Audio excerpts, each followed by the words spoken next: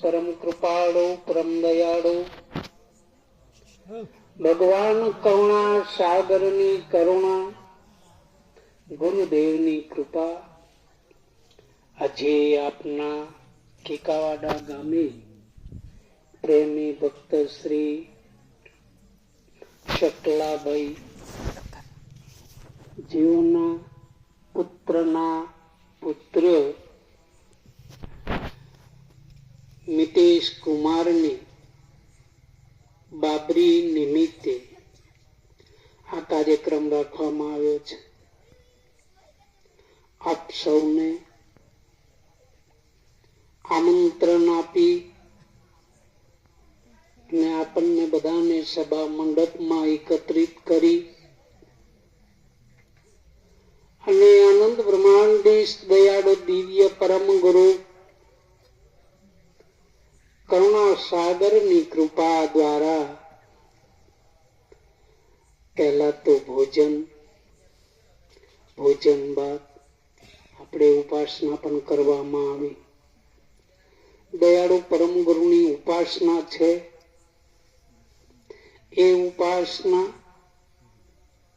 આપણે એટલા માટે કરવી હોય છે કે ઉપાસના બિન હાસ નહીં, હાસ વિના અવકાશ કઈ. આપણે આપણા મનની અંદર આપણા શરીરના વિકારોથી દૂર રાખવા માટે ઉપાસના જરૂરી છે.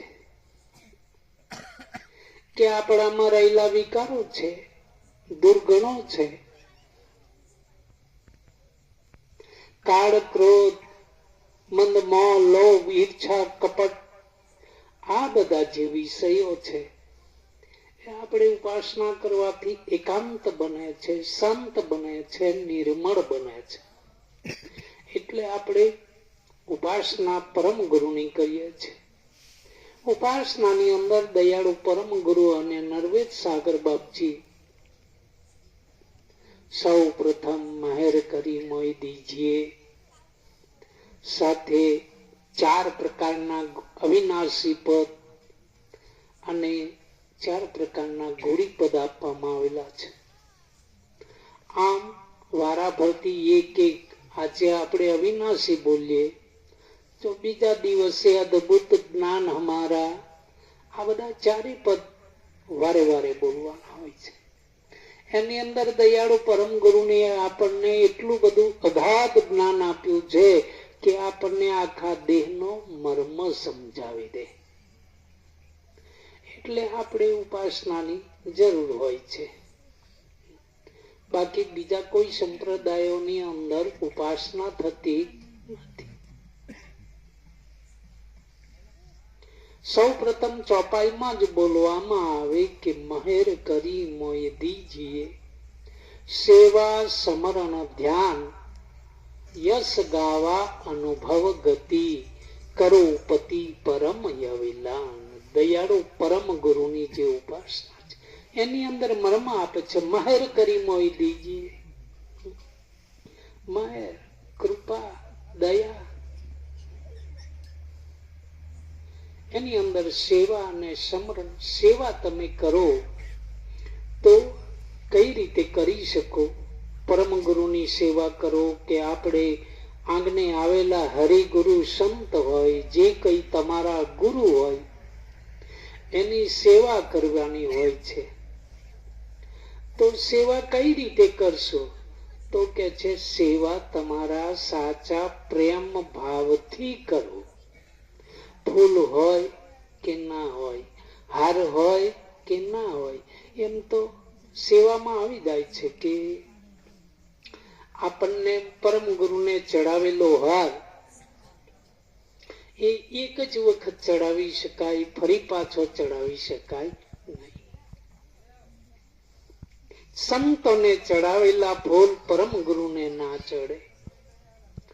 પરંતુ આપણે ગામડાઓની અંદર પૂરતું સાધન ના હોય એટલે આપણે ચલાવીએ, પણ ખરેખર સંતોને ચડાયા હોય તો એ ફૂલ પરમ ગુરુને અર્પણ નહીં કરવાના આવે.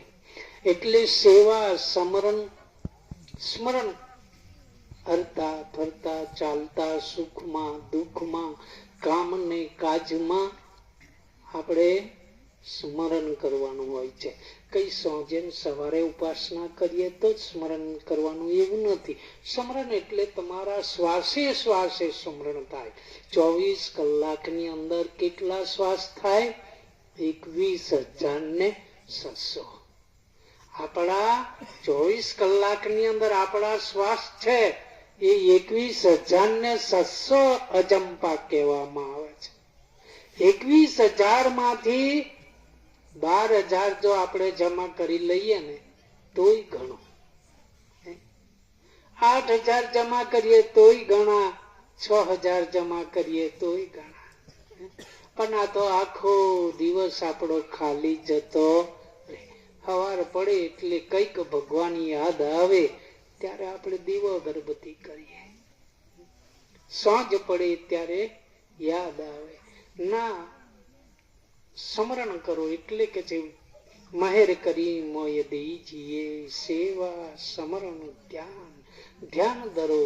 ફૂલ ના હોય, અગરબત્તી ના હોય, કઈ જ ના હોય તો પણ તમને પ્રભુએ હાથ મફત આપ્યા છે, પૈસો પણ ખર્ચવો પડતો. સરદાન સમરો ગણપતિ લાગુ પાય રે, સરદાન સમરો ગણપતિ લાગુ પાય રે, ગુરુ મને જ્ઞાન બતાવોજી. કરતો આપ્યા રે તને દોઈ કર જોડવા, કરતો આપ્યા રે તને દોઈ કર જોડવા, મુખ આપ્યું તને હરિગુણ ગાવાજી. મુખ આપ્યું છે હરિના ગુણ ગાવા માટે. પ્રભુએ આપણને મોડું આપ્યું છે, ફક્ત ખાવા માટે નથી. એની પાછળ ઘણા ગુણો સમાયેલા છે. જો આપણે આખા દિવસની અંદર પ્રભુના ગુણલા ગાઈએ તો આપણું જમા થાય. પણ બીજું વગર કોમ વગરનું બક કરીએ તો ખાલી જાય, વ્યર્થ જાય, કચરો થઈ જાય. કશું કામ આવે? જે હુતા હુતા વિચાર કરીએ, 2-3 જણ હોય તો બબડે કે હવારે આટલું કરવાનું છે, હવારે આ કામ કરવાનું છે, હવારે. અને કઈક વળી જવાનું આવી જાય તો પેલું રાતનું બધું ગોખલ પટ્ટી શું થાય? ખાલી જાય કે નહીં જાય? હવાનું ભેગું કરેલું તે રાતે રાતે ખાલી થઈ જાય. એટલે જે કરવાનું છે તે ટાઈમે જે થાય એ જ કરવાનું છે. એના માટે દયાળુ બાપજી કે છે કે સેવા સ્મરણ અને ધ્યાન. ધ્યાન તમે 5 મિનિટ 10 મિનિટ ધ્યાનમાં બેસો, સ્મરણ કરો અને જે આપણા ગુરુનું ધ્યાન ધરો. જે તમારા ગુરુ હોય એનું ધ્યાન ધરો. ગુરુ સિવાય આગળ જઈ શકાતું. મંદિરમાં આ 21 પગથિયા હોય, મંદિરમાં કાં તો 11 હોય. ઘણા મંદિરોમાં ઘણા પગથિયા હોય. પાવાગઢ મહાકાલીના 200 ને વધારે હોય. અને વળી ગિરનારના ચડવું હોય તો 900 ને કેટલા પગથિયા થાય. પણ ઉતરવું હોય તો પગથિયે તો પહેલે પગથિયેથી ગણતરી કરો ને પાછા ઉતરો ત્યારે છેલ્લું થાય. તેમાં જન્મ ને અંદર આવ્યો છે તો છે પહેલો આવે છે અને જાય છે તોય પહેલો નહીં, છેલ્લો. પીછેથી આવે ને પહેલેથી જાય. તેમાં આપણા શરીરમાં દયાળુ સોહમ ચૈતન છે, એ પછીથી આવે છે. પહેલો આવતો પીછેથી આવે છે અને પાછો જવા ત્યારે પહેલો જતો રહે. લો બધાને મૂકીને જાય કે નહીં? બધાને રડાવતો જાય. તો આ ચૈતન છે, આ રીતે આપણે એનું ધ્યાન ધરવાનું છે. એટલે એ રાહ તો ગુરુ બતાવે, બીજું કોઈ બતાવી શકે. એટલે કે છે ગુરુ મેરા ચૈતન ચિત આયે મનુ તન ધાર, જન્મ મરણ ભય ભવ તનો સંશય દિયો નિર્વાણ. કે આપણા દેહ નો સંશય છે એ આપણા ગુરુદેવ મિટાવે, બીજું કોઈ નહીં. યશ ગાવા અનુભવ ગતિ. કે આપણે જે ગાય છે વાણી મહાપુરુષોની એ અનુભવ ગતિ છે, અનુભવની વાણી છે. જેવી તેવી વાણી નથી. એની અંદર તમે શબ્દ જુઓ, જ્ઞાન કાઢો, ત્યારે ઘણું જ્ઞાન નીકળે. તો આવો રૂડો માનવ દેહ આજે આપણે જોઈએ છે કે પ્રેમી ભક્ત થઈ શકાય. જુઓ, એક બાળકની બાબરી માટે કેટલા બધા આપણને બીજા તો જતા રહ્યા. આ બાજુની લાઈન ખાસી ખાલી થઈ ગઈ, ઓફા થોડીક લાંબી થઈ, પણ આ બાજુની લાઈન ઓછી થઈ ગઈ. કારણ કે બીજા ભૂલડા હાચવવા જવાનું મકઈ ઓરે ને,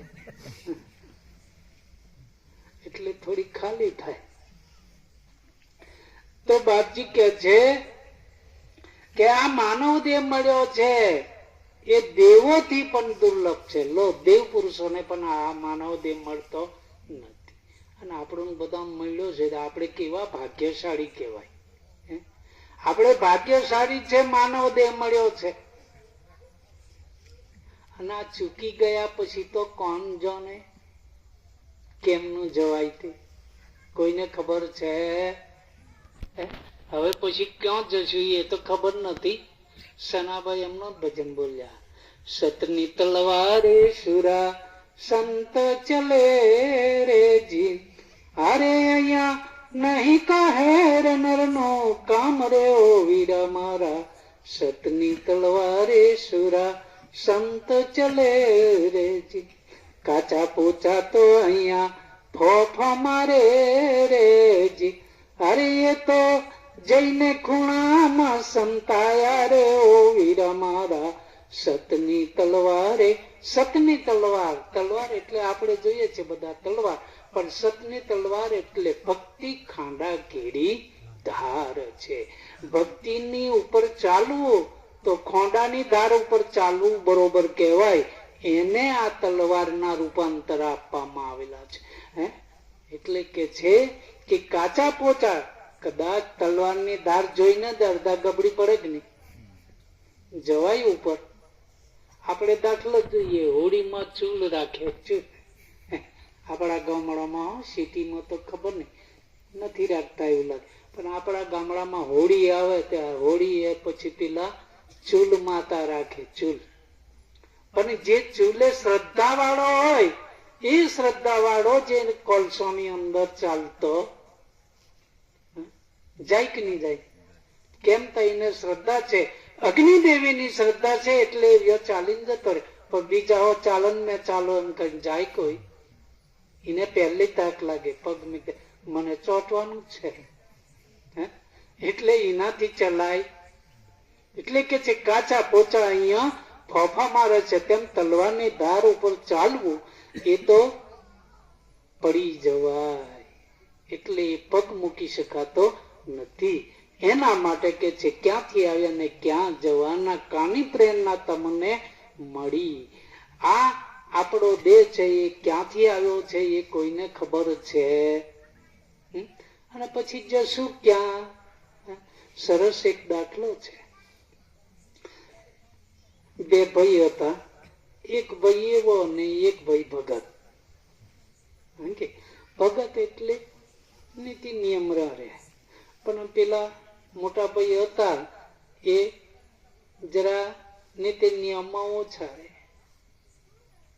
હવે બંને ભાઈ નું લગ્ન થયેલું, એટલે પેલા બે નાના ભાઈ ની વહુ એ મોટા ભાઈ ની વહુ થાય, એટલે મોટા ભાઈ ને ઘરવાળા એ પેલે નાની ને શું થાય?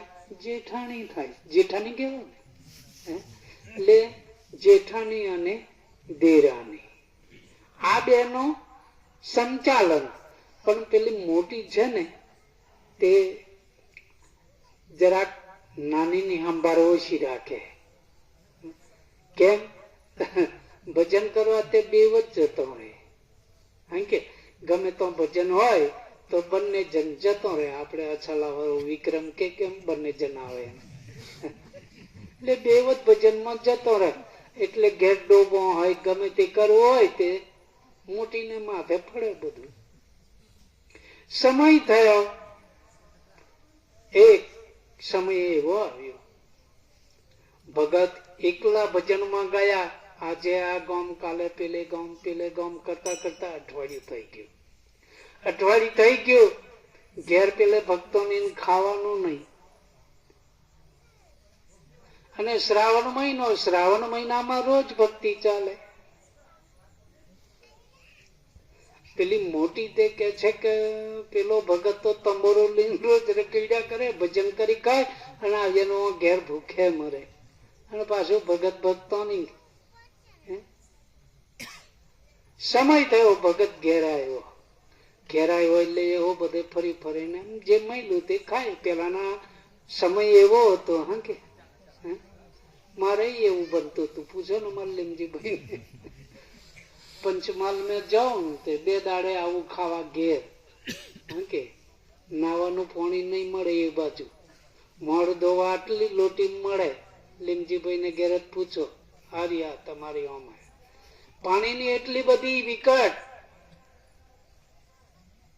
અને ખાવાનું પણ એ લોકોના ઘરમાં જોઈએ એવું ના મળે. પેલા ભગત આયા અઠવાડિયે એટલે જેમ તેમ કરીને પછી કે છે ભક્તોની બહુ ભૂખ લાગી છે, શું કરીશું, ખાવાનું છે કઈ? તમે જતા રહ્યા, પણ મેં તો મોંડ દાડા કાઢું છું કે છે. કેમ કે હું આવીને ઘરમાં કહું તમે કઈક લાવો ને એ કરો તારે ને. સારું, જે પેલી જેઠોણી હતી એ વાળામાંથી બધું કાપી લાવેલી પૂંજા ખેતરમાંથી.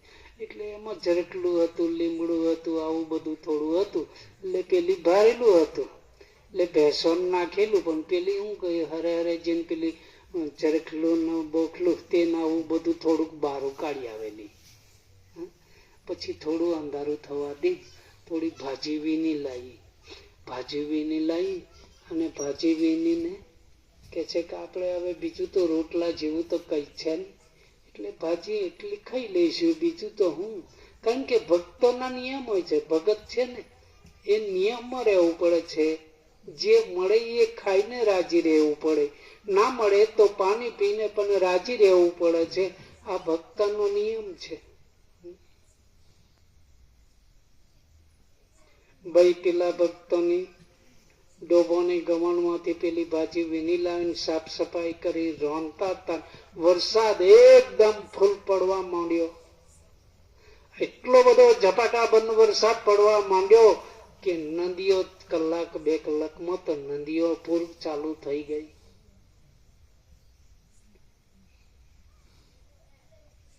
સંતો વાણીનો પોકાર કરે, આજકાલ કરતા અવસર વીત્યો જાય છે, નદી નવાણમાં નીર વહી જાય છે. એસો અવસર તારો જાય છે, આજકાલ કરતા અવસર વીત્યો જાય છે. ઘણા એવું રાખ્યું, આવના માટે આવશે મહારાજ ત્યારે ભગત બનીશ, અમને જરીક પૂરું કરી દેવા દે. ઘણા એવું રાખે. હું જાઉં ને તે બીજા એમ કે રાખલા પછી હજુ થોડુંક બાકી છે, પૂરું કરી દેવા દે. આવના આવશે તે થી જશે. ભગત બનવું હેલું છે, ટીલું પાડવું બહુ કાઠું છે. ભગત ભક્તાની 2 ભાજી રાંધે છે, વરસાદ ફૂલ પડે.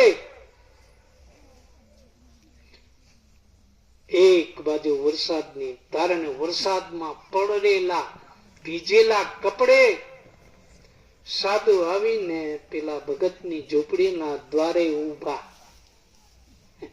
સાધુ મહાત્મા કે છે કે ભગત રામ. ભગતજી જોઈએ તો આ તો સાધુ, હવે સાધુ આયા, હવે શું કરવું? નહીં તો ગોદડી પડતારી કે કઈ નહીં. શું કરે? ફાટ્યા ટૂટ્યા ચાદરા 1-2 હતા, એક પાથરે નહીં, એક ઓળે બંને જા. સ્થિતિ કપરો કાળ.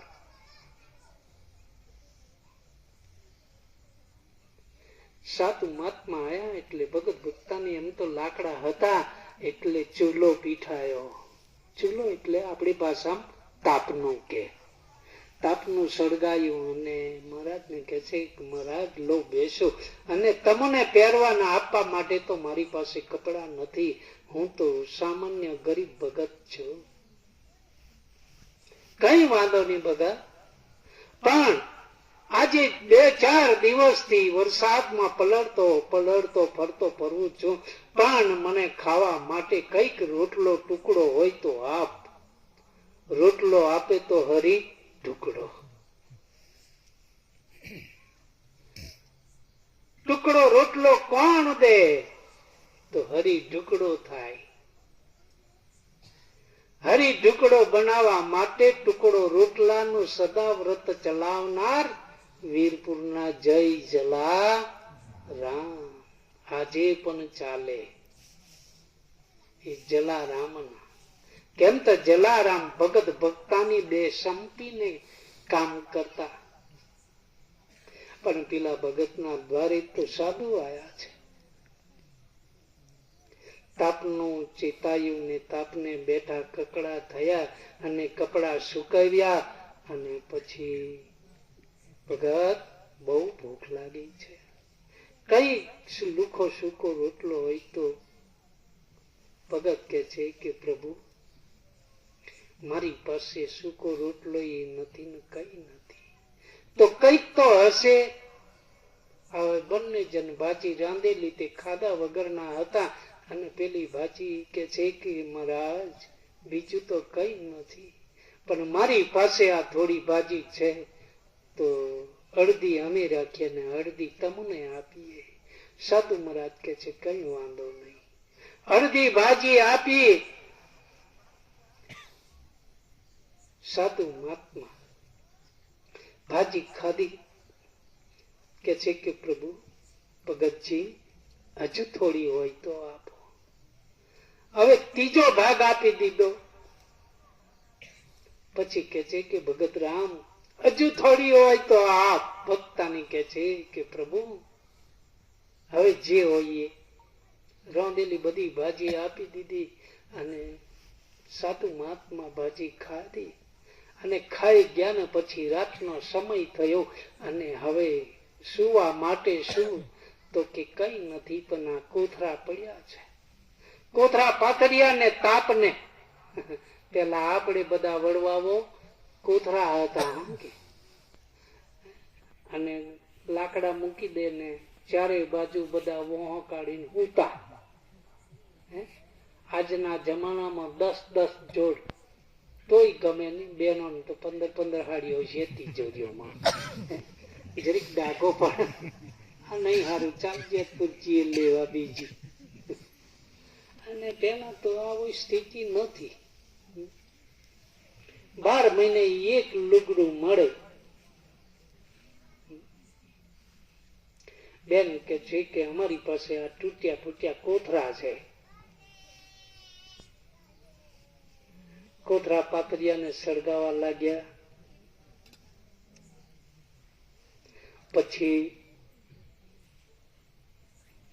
સમય વીત્યો, રાત્રિ ધ્યાન થઈ. પરમ ગુરુ બાપજી કે છે કે મનન કરે ધ્યાન સે અર્થ વિચારે જે તિनको કૈવલ મોક્ષ કો યામે નહીં સંદેહ. અડધી રાત્રિનો સમય થયો.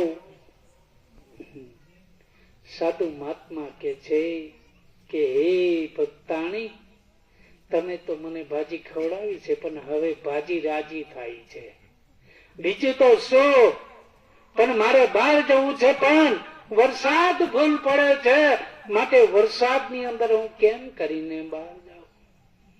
ભક્તાણી કે છે કોઈ ચિંતા નહીં કરશો મહારાજ. લો મારો આ થોડો ઓસરો છે ને, એ મારા ઘરના ઓસરામાં તમે સંડાસ કરી દો. મહારાજ સંડાસ કર્યા અને પાણી લઈ અને આપે અને હાથ પાણી કરી. સમય થાય અડધા કલાકે પેલા સાધુ મહાત્મા આ ખૂને ઝાડા જાય, પેલે ખૂને ઝાડા જાય, આ બાજુ ને ખૂને ઝાડા કરાવ્યા, આ બાજુ ને ખૂને ઝાડા કરાવ્યા. સવારના 4 વાગી ગયા, પ્રભાત થઈ ગયો, અને ઝાડા ચારે ખૂણે ઝાડા ને ઝાડા, કઈ વાંધો નહીં મહારાજ કે છે. મીરાબાઈ કે છે કેમ રેવાય મહારાજ ગુરુ વિના, કેમ રેવાય કુવાને કાંઠે સાધુ પધાર્યા, એ બેન મને પાણલા પાવો ગુરુ વિના કેમ રેવાય. પાણીની પનિયારી તુજ મારી બેનડી, એ તમે નુંગરા છો કે સુંગરા ગુરુ વિના કેમ રેવાય. સુંગરા હોય તો પાણી લા પીવું, નુંગરાનું પાણી કેમ પીવું ગુરુ વિના કેમ રેવાય. જો આ પડદા આવે જગત ની અંદર, એક ભગત નો ને એક જગત નો. પછી આપણે ભગત બન્યા ને જગત તરફ નું બધું તોણીએ તો મેર પડે. એટલે ભક્તાણીએ કીધું કે બાપજી કોઈ ચિંતા કરશો નહીં, સવાર થશે મારું ઘર સાફ કરી દઈશ. સારું કઈ વાંધો ન. 4 વાગ્યા એટલે બ્રહ્મ મુહૂર્ત થયું. બ્રહ્મ મુહૂર્ત થયો. 4 વાગ્યાના બ્રહ્મ મુહૂર્ત ની અંદર સાધુ મહાત્મા હતા, એ બંને જણને નિંદ્રા મૂકી દીધી. નિંદ્રા મૂકી ભગત ભક્તાની ઘસ ઘસા ડુંગવા લાગ્યા. અને આ તો પ્રભુ હતા, સાધુ વેશમાં કામ હતા, પ્રભુ હતા.